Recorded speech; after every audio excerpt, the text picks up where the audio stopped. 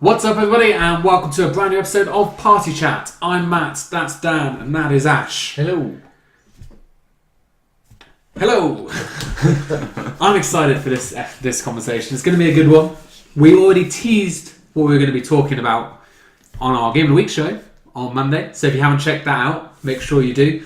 Along with all the other content that we do on this channel, we do video game news, conversations, let's plays. Everything is on our website though, thegameinitiative.com.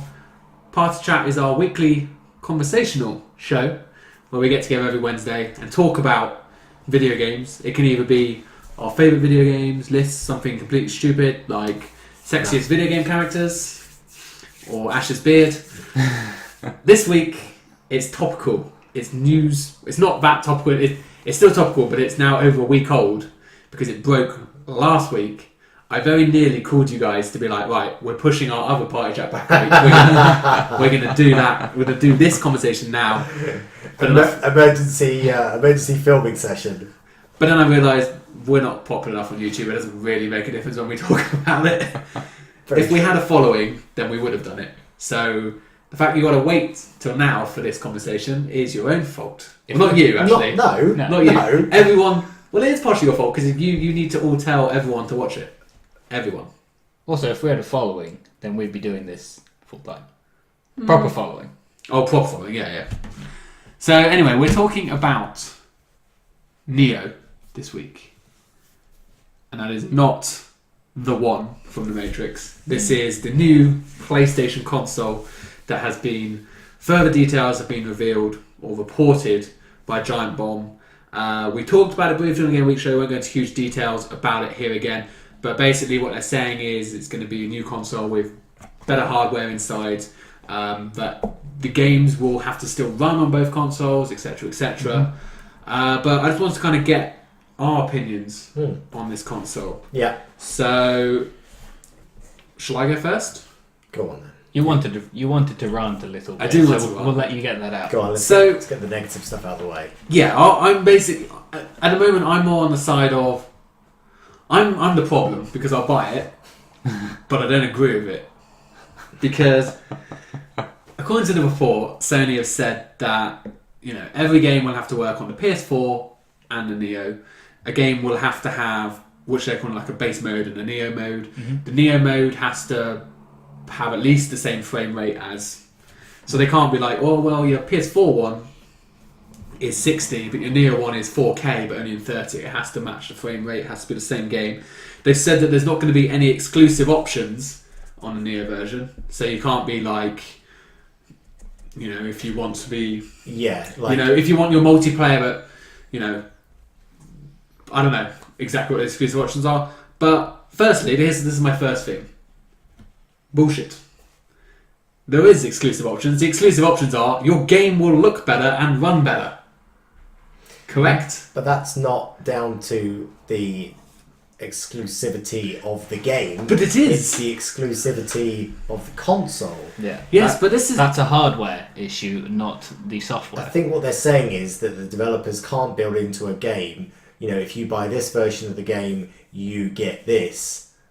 If you buy the Neo version, you get this extra with the game. Yeah, you can have this extra, the new GTA, you get like even more area to explore. Yeah. Without, Or like the base version of the game is a horrible clunking mess, whereas the Neo version runs smoothly and so on. What they're saying is it's the same game. Generally, it's the same game, but it's just going to look better and run better on a better console because of the console. But it has to have the game, as dispatched, has to have the ability to work on both. So there's two problems with this. One, all of these, there's now going to be a larger cost to the developers because they're now having to build a game for two specs, rather than let's just say for the sake of this argument, it's a Sony exclusive game. So they're only making it for one spec, and now going to make the game for two spec. So I'm not saying that's twice as much work, but that is still more work for them. That's more cost. Does that therefore mean that the game is going to have to cost more?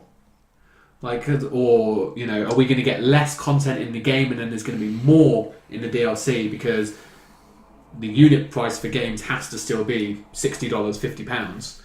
But so it means we're then going to get less game and more DLC. Because if it's going to cost them more, they're going to need to make more. Like, they're not a charity.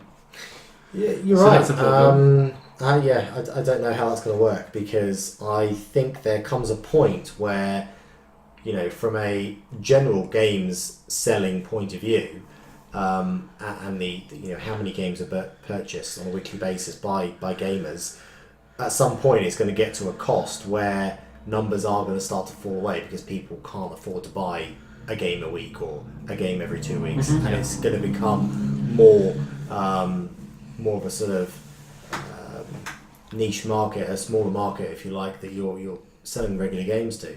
If a game's regularly selling for £70 or $100, how many of those are you going to buy a month? Most people, that's one.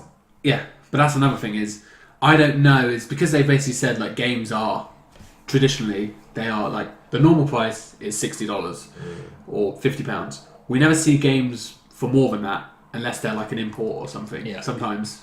But for the most part, you don't see games more expensive, you only see the games less. So I don't know if they're even allowed to sell the game for more. I don't know what the rules are. I don't know who sets these rules. It's probably one of those unspoken things, isn't it? Yeah. It's like, well, the entire hive mind as such expects them to be this. Therefore, if you annoy the hive... Yeah, because something like, we've talked about this before, like The Witcher 3.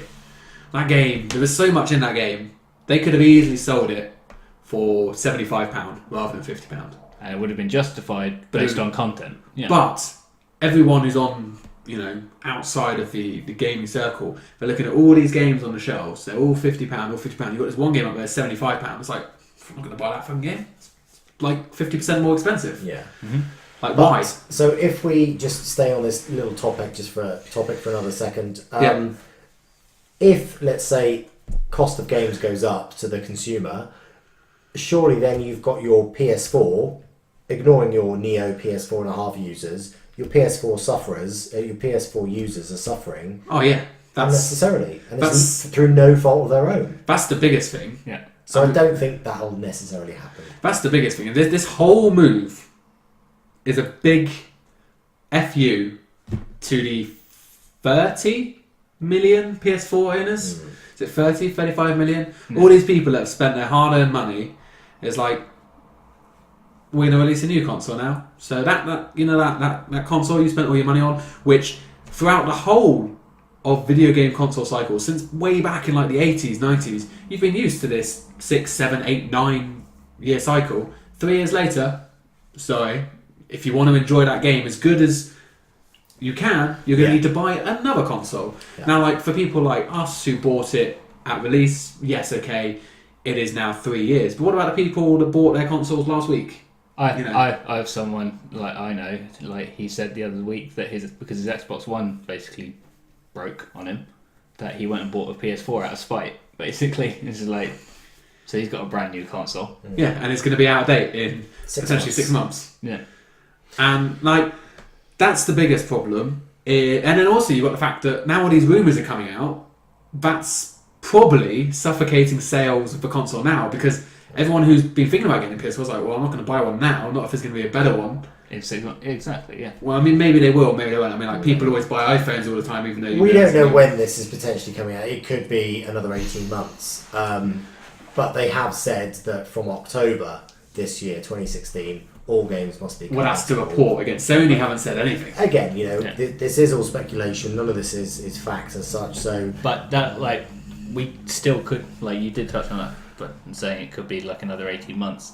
And they could just be saying that now to make sure there are enough games when the console comes out that would make it worthwhile someone looking at the two going, well, this one. I'm assuming there's going to be a price difference. That's the thing, is like, what are they going to do? Like, are they going to keep selling these PS4s at like £300? Because the rumours is that this console is going to come out at the £300 price, like the same price that the PS4 launched at. So the only way that this PS4 is even going to sell any units is if it's slashed in price by a huge amount. Yeah. So then that basically reduces the number of consoles, and then over time they're going to be there. You know, I've always been fine with, I'm a day one adopter, I get the big ugly box under my unit, and over the years they slim it down and make it look sleeker. They round the edges and stuff like that. You know, it runs quieter, they don't break as often. but the games you were playing were still identical. And now you're basically saying, if you want to play these games that you were supposed to be able to play, like, for example, like Horizon Zero Dawn, we've been seeing that game since last year. Everyone's been really, really excited about this game. Some people might have even bought a PS4 for it in anticipation. And now they found out, you're not, quite possibly, you might not be able to have the best experience of that game. Because aren't all these games probably going to ship and they're going to have like a little thing on there, better with Neo, or whatever it's called? Okay, so taking a step back then, and we were saying about the games being compatible on both versions of the PlayStation. Yep. Let's say you go and buy your Neo in October, whenever. Yeah, I will. And when it comes out, and so all games going forward are going to work on your Neo. What about when you want to pick up GTA 5 or anything like that? Are you going to still have to use your PS4? Oh, no. My understanding is that all of the old games will run. It's the exact same. They're going to run, but you're not going to get the upscaling. Yeah, it's the exact same architecture. So it's still going to work. So you're not completely shafting your PS4. Fine. The idea is just that it's the same architecture. It's going to be the same XMB or whatever the software is called. It's just going to have a more powerful. I think it's even going to have the same CPU core. It's just got a faster clock speed. Yeah. And again, the GPU, it's the same, similar chip, but it's just newer and faster. I don't understand technology, but like, it's not like a completely different console. It's still the same, slightly better graded. Yeah, it's fine. Better. It's the internal specs that, in theory, they wanted to put in there back in 2013, but they would have had to charge £700 for the console back then. Yeah. Whereas now they can sell it for the same price. So from that point of view, I understand it. Like, we always talk about how PC gaming, and if you want the best experience, you go to PC, because these consoles, by the end of it, they do have 8-year-old technology. Well, that's like, again, this is speculation and so on of everything that's been coming out. Excuse me. Here's why they're doing it, is because they want to actually shift the mindset of the console. Like, I got something. They're going to shift the mindset of the console from long generations to shorter, being closer to PC. Yeah, it's because like you've got that technology that's completely outdated by the time it's done. So it's like, if you shift it to the way phones work and so on, it's like you've got continual rolling out of new generations, new tech. It means things can continually upscale and everything can keep moving. Because by the end of the generation, you've got games that are basically either killing the console in terms of what they're trying to do, or just can't do what the developers want. But at the same time, like, I understand all of it from the world we live in now. Technology moves so quickly. I do understand it all from Sony. Yes, it makes sense. You want your console to have games. You want the games to be as, big and vast and optimistic as possible. But that's not how it's working. You look at the PS3, for example, and you go and play Uncharted: Drake's Fortune. Yeah, good game, great game. But you didn't play it at the time. I know. But then you go and look at a game like The Last of Us, and you look at how good that game. Look at the two games. It's like they look completely different, but that is on the exact same hardware by the exact same developers. They've worked with this hardware for so long. It's almost like it's like a game for them. Like, they find ways of almost like tricking this limited hardware to make it do good stuff. And that's great, but like, if you keep changing the hardware all the time, they're not going to learn. Yeah. You look at PC games, and games that are maybe made for the PC, some of them are good, but some of them are really bad, because they're not made for a specific set of hardware anymore. They're just made, and they'll work better depending on the tech that you've got. Yeah. So do you think in time, carrying on from that point, as with a PC, you can strip out your processor, you can put in a new one, you can put in more, RAM, or whatever you want to do to a PC, you can interchange it a bit like a car. You can work on it, you can improve things as things change. I know where you're going, and I already said about this no, a while ago. Our consoles, of the console go customization. Exactly. They better, if they do. Microsoft were looking at it. There's been reports of Microsoft are looking at that and upgradable, but no. If I wanted to do that, I would just do PC gaming, because PC gaming has the best tech, it looks the best, You know, you've got Steam now, which is amazing. You can use your PS4 controller or your Xbox One controller on PC. There's no reason to not use PC gaming if you want that experience, that feature of upgradable stuff. The console is designed to be a straight out of the box use. Don't have to know what you're doing. People don't have to know what they're doing. Yeah. And like everyone's like, oh, what if I made it really simple, like the hard drive in the PS4, where you just slide it in, slide it out. Hard drive, fair enough, but you can't do that with like a CPU because like everything is built around the CPU. There are certain things as well that if you strip it out and you don't like earth yourself before you do it, you will actually kill it. Yeah, exactly. Because you'll static it and so. But like one other thing, just very quickly, that I want to raise that I've heard is speculation about why this is going on, is basically so that the companies like Sony, Microsoft and so on, they don't have to go through this big old war, basically, of fighting for users at launch. It's a way of keeping their users in-house kind of thing. It's like, oh, okay, new console. It's like, same with iPhone users and so on. It's like, oh, your iPhone's a couple of years old, you probably want to upgrade now. Yeah. Kind of thing. So it's keeping that rolling. Keep your existing. Rather than like this generational thing where they have like, they're going to come out at the same time every time. They're always going to come out around the same time because if one comes out before the other, then everyone's going there. Kind of thing. And it's basically so that they don't have to worry about that all the time because they're locking in their users to an extent. And they're keeping them rather than this massive like PR battle that they have to go through each time. And the problem is, the big problem is that gamers ourselves, we're kind of a generation that grew up, maybe like people a few years older, like Ash's age and stuff like that. Like, no, you were around when console gaming really started, like in the 80s. Yeah. Like, whereas Dan and I are more the early 90s. We're a little bit, we're like kind of on what I like to call the second generation. Well, I remember going from cassettes and waiting for them, half an hour to an hour to load before you could even play your game on a green screen. Exactly, see? Yes. But we've always known this cycle. Yeah. So to change that, to change the mentality of the millions and millions of gamers out there is going to be really tough. And I'm intrigued to see how Sony are going to spin this in a good way. Because they're going to piss off 30... Let's say that 30 million, there's a percentage... Let's optimistically say 10% of people like us who could easily afford it, have no qualms with doing it. But for every table like us that can easily afford another 300 quid if we wanted to, 400 quid. Plenty who can't. There are plenty who can't, and they save up, their money for a long time. Their parents maybe save up for it so they can get it for them for Christmas, and it's just going to it's going to piss them off because games are now going to be saying you're not getting the best experience of that game, and even though they say that all games are going to have to run on both, like Ash touched on earlier on, that a year or two down the line, basically the games that are going to run on the PS4 OG rather than the PS4 Neo are going to run like shit. You just know that basically it's going to come to a point where, because how does Sony physically enforce that? And also, if you're working on this 2 yearly cycle, there's going to be the one after the Neo and then stuff like that. But like you did say, like convincing everyone that they have to do that and they have to sell it right.